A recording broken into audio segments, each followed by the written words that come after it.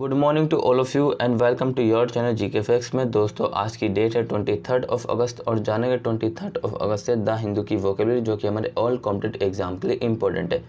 और ये वीडियो आपको डेली 8 o'clock को मिलेगी। इस वीडियो का PDF का लिंक वो मैंने आपको डिस्क्रिप्शन बॉक्स में दे दिया, वहाँ से आप लोग डाउनलोड कर सकते हैं। और जो न्यू स्टूडेंट्स है वो जीके फैक्ट्स की फैमिली को सब्सक्राइब एंड शेयर करना ना भूलें। क्लास को स्टार्ट करते हैं सबसे पहले फर्स्ट वोकेबलरी ऑफ टुडे। आज की पहली वोकेबलरी है एलिगेशन। क्या है एलिगेशन? मीनिंग क्या होता है इसका? आरोप लगाना किसी व्यक्ति के ऊपर, ठीक है। और ये नाउन की फॉर्म में यूज़ किया जा रहा है। अ क्लेम और assertions that someone has done something illegal or wrong, typically one made without proof। ऐसा दावा या दावा किसी ने कुछ अवैध या गलत किया है, आमतौर पर बिना किसी सबूत के।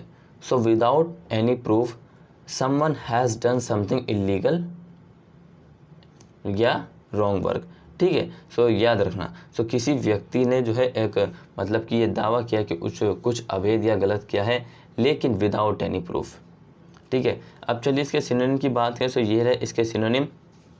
एक्यूसेशंस। क्या है एक्यूसेशन? मीनिंग क्या होता है इसका? आरोप। चार्ज का मतलब क्या होता है? किसी व्यक्ति के ऊपर सरकार द्वारा लगाया गया, ठीक है। क्लेम का मतलब क्या होता है? दावा किया गया, ठीक है। ये इसके सिनोनिम है, इन सभी को आपने याद रखना है। एंटोनिम की बात करें तो ये रहा इसका एंटोनिम एक्सकल्पेशंस। क्या है एक्सकल्पेशंस? का मतलब क्या होता है? सफाई देना। सो भाई जब उन्होंने आरोप लगा दिया तो उस व्यक्ति को जो है कोर्ट सफाई देने का मौका भी देती है, ठीक है। साथ ही डेनियल का मतलब क्या होता है? इनकार करना। रिफ्यूज़ का मतलब कि इनकार करना होता है। डिनाई का मतलब भी इनकार करना होता है। यह आपने याद रखना है, ठीक है। अब करते हैं सेंटेंस में यूज़ कैसे होता है ये वर्ड जो कि हमारा एलिगेशन है। While some of these allegation are true the last certainly is false. So हालांकि इनमें से कुछ आरोप सही है, मतलब जी कि वो जो आरोप लगाए गए थे इलीगल और अवैध वर्क किया गया था उसके द्वारा, ठीक है, एक्स पर्सन के द्वारा। सो वो अब कह रहे हैं कि हालांकि इनमें से कुछ आरोप सही हैं, लेकिन आखिरी निश्चित रूप से गलत है। कुछ सही कुछ गलत, ठीक है। So while some of these allegation are true the last certainly is false, ठीक है। ये आपने याद रखना है। सो नेक्स्ट चलते हैं। ये रहा हमारा नेक्स्ट कॉग्निसेंस। क्या है कॉग्निसेंस? मीनिंग क्या होता है? ध्यान में रखते हुए, ठीक है। ध्यान में रखते हुए नाउन की फॉर्म में से यूज़ किया जाता है। नॉलेज और अवेयरनेस। क्या है? नॉलेज और अवेयरनेस, ज्ञान या जागरूकता। सो ज्ञान या जागरूकता आप सभी को कुछ बहुत से सब्जेक्टों में है और आप जो है अवेयरनेस भी आपकी, ठीक है। ये आपने याद रखना है। सो चलिए अब देखते हैं इसके सिनोनिम कितने। तीन सिनोनिम इसके दिए हुए। अटेंशन ध्यान, बियरिंग सहन करना, कॉग्निशन अनुभूति, ठीक है। ये आपने याद रखना है। तो कॉग्निशन का मतलब ये भी होता है क्या? ध्यान में रखते हुए। यहाँ पे कॉग्निशन से, कॉग्निशन का मतलब होता है अनुभूति, ठीक है। चलिए देखिए अब एंटोनिम कितने। इसके दो एंटोनिम दिए हुए हैं। डिसरिगार्ड का मतलब होता है उपेक्षा।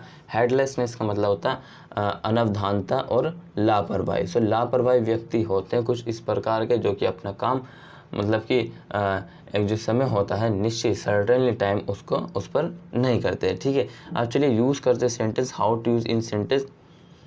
The Chinese who have gone have been with Chinese cognition but not under Chinese protection।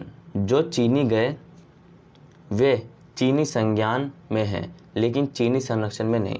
तो जो व्यक्ति चीनी गए, ठीक है, चीनी गए पड़ोसी देश भारत के, वे चीनी संज्ञान में हैं लेकिन चीनी संरक्षण में नहीं। सो ये आप याद रखना, मतलब कि चीनी की देखभाल में नहीं, क्योंकि चीन उनको जो है प्रोटेक्शन नहीं दे रहा है। सो ये इसके यूज़ ऑफ सेंटेंस हो गया। How to use sentence and synonym में आपको बता चुका हूँ, और साथ ही एंटोनिम। सो ये सभी आपने याद रखना है। नेक्स्ट चलते हैं। सो ये रहा हमारा नेक्स्ट पोर्ट्रे। क्या है पोर्ट्रे? प्रतिकृति बनाना। मीनिंग क्या होता है इसका? प्रतिकृति बनाना होता है। डिस्क्राइब समवन और something in a particular way. किसी विशेष रीति से किसी या किसी चीज़ का वर्णन करना।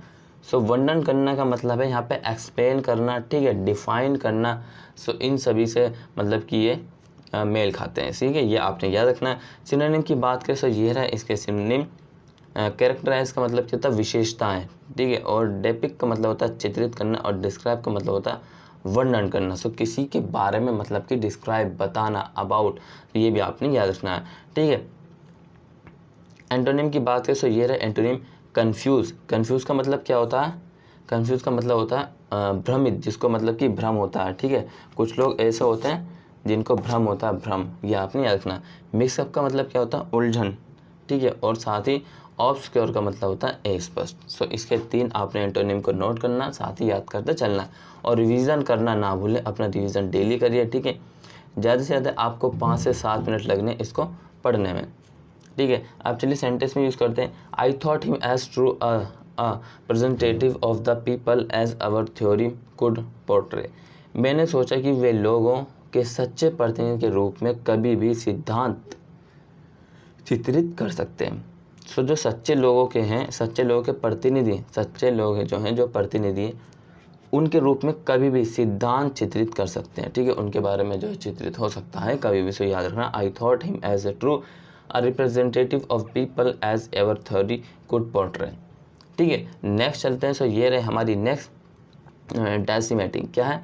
डेसिमेटिंग मीनिंग क्या होता है इसका? नष्ट करना होता है। डिस्ट्रॉय का मतलब भी नष्ट करना होता है, ये आपने याद रखना, ठीक है। किल डिस्ट्रॉय, देखिए आ गया किल डिस्ट्रॉय और रिमूव अ लार्ज प्रोपोर्शंस। क्या प्रोपोर्शंस ऑफ? के एक बड़े अनुपात को मार डालो, के एक बड़े अनुपात को मार डालो, नष्ट कर दो या हटा दो। सो कोई बड़े अनुपात में तो मारो मतलब कि एक न, मतलब कि एक बड़े रेशियो में, ठीक है। और साथ ही उसको नष्ट कर दो या फिर हटा दो। अब चलिए याद रखना, सिनोनिम की बात करें तो ये रहे इसके सिनोनिम। एनाइलेट, क्या है? एनाइलेट, मिटा देना, जड़ से किसी को मिटा देना, ठीक है। एक्सटर्मिनेट का मतलब होता है विनाश करना, और साथ ही ऑब्लिटरेट का मतलब क्या होता है? काटना, ठीक है। ये आपने याद रखना। एंटोनिम की बात करें तो ये रहे इसके एंटोनिम। बियर का मतलब क्या होता है? भालू। बिल्ड का मतलब होता है निर्माण, और क्रिएट का मतलब होता है उत्पन्न करना, ठीक है। जब हम नष्ट करेंगे तो हमें बनाना भी पड़ेगा, ये आपने याद रखना है, ठीक है। चलिए अब नेक्स्ट देखते हैं यूज़ ऑफ सेंटेंस। सेंटेंस में यूज़ कैसे किया गया है? You mean to let the royal blood and to decimate the nobility of French. आपका मतलब शाही खून देना था। शाही मतलब कि खुद के घराने का, और फ्रांस के बड़प्पन को ख़त्म करना था, ठीक है। So you meant to let the royal blood and to decimate the nobility of French, ठीक है। नेक्स्ट चलते हैं। ये आई होप इसको आपको समझ में आया होगा। अगर क्लियर है सो ठीक है, अदरवाइज़ कमेंट बॉक्स सेशन में कमेंट करके बता सकते हैं। नेक्स्ट है इनवॉय। क्या है नेक्स्ट? इनवॉय। इसका मीनिंग क्या होता है? दूत। जैसे कि राजदूत होते हैं, सो इसी प्रकार इसका मीनिंग क्या होता है? दूत। ये होते हैं कौन है? देखिए अब इनका मीनिंग क्या है? मैसेंजर्स और representative, specially one diplomatic mission. So एक दूत या प्रतिनिधि विशेष रूप से एक राजनयिक मिशन पर गया है। सो पॉलिटिकल, फ्रॉम पॉलिटिकल साइड से जो कुछ लोग होते हैं जो राजनीतिक प्रतिनिधि की ओर से मिशन पर जाते हैं, उनको बोलते हैं दूत। मैसेज और representative specially one on a diplomatic mission, ठीक है। सिनोनिम की बात करें तो ये रहा इसके सिनोनिम। क्या है? डेलीगेट। डेलीगेट का मतलब क्या होता है? प्रतिनिधि। प्रतिनिधि का मतलब जो है रिप्रेजेंटेटिव भी होता है, ये भी आपने याद रखना। डिप्लोमेट का मतलब होता है राजनयिक, ठीक है। साथ ही एमिशरी का मतलब क्या होता है? एमिशरी का मतलब क्या होता है? दूत, ठीक है। यह सभी आपने याद रखना है। अब चलिए एंटोनिम की बात करें तो ये रहा इसके एंटोनिम। रिसीव। रिसीव का मतलब क्या होता है? पाने वाला, कुछ चीज़ पाने वाला, ठीक है। अब चलिए सेंटेंस में यूज़ कैसे करते हैं। This will be confirm by your official attendant वो will be an invoice courier. So इसकी पुष्टि एक आपके आधिकारिक परिचारक द्वारा की जाएगी, जो एक दूत का कुरियर होगा। सो किसी की भी पुष्टि मतलब आपके अधिकारी का परिचारक हो जाएगी, मतलब, और उसकी जो पुष्टि की जाएगी वो किसके द्वारा की जाएगी? एक दूत के द्वारा उसके कुरियर होगा, ये आपने याद रखना है। नेक्स्ट चलते हैं। सो ये रहा हमारा नेक्स्ट। क्या है नेक्स्ट? दिया हुआ है मॉर्बिडिटी। क्या है? मॉर्बिडिटी। इसका मीनिंग क्या होता है? रोगों की संख्या। रोग मतलब कि क्या होता है? जो बीमारी होती है, ठीक है। रोगों की संख्या नाउन की फॉर्म में यूज़ किया जा रहा है, ठीक है। The condition of being disease. Disease भी बोलते हैं, ठीक है, बीमारी को। डिसीज़ और rate of a disease in population, ठीक है। सो आबादी में किसी बीमारी के होने या होने की स्थिति। सो आबादी में अब फ़िलहाल तो हम करंट में तो हमारा क्या चल रहा है? कोविड चल रहा है। और कोविड के जितने भी रोग मतलब कि इससे सफरिंग है उन सभी की संख्या। सो याद रखना सिनोनिम की बात करें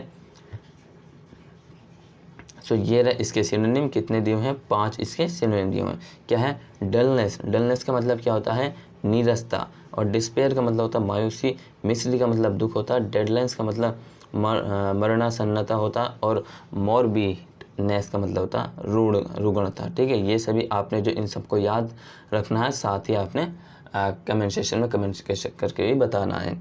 ठीक है, चलिए अब देखिए इसके एंटोनिम। सो एंटोनिम कितने दिए हुए हैं, इसके 4 इसके एंटोनिम दिए हुए हैं। ठीक है, देखिए ब्राइट का मतलब क्या होता है, उज्जवल, होपफुल का मतलब होता है आशावान मतलब कि उम्मीद रखना, कंफर्टेबल का मतलब होता है आरामदायक, और जॉयफुल का मतलब होता है आनंदपूर्ण। ठीक है, एंजॉय, साथ ही एंजॉय का मतलब भी आनंद जैसे होता है, तो जॉयफुल का मतलब क्या होता है, आनंदपूर्ण। सो इन सभी को आपने याद रखना। अब देखिए ये रहे आपके सेंटेंस में, morbidity and mobility are continuously deteriorating the health index of our nation. So रुग्णता और गतिशीलता हमारे देश के स्वास्थ्य सूचकांक को लगातार खराब कर रहा है।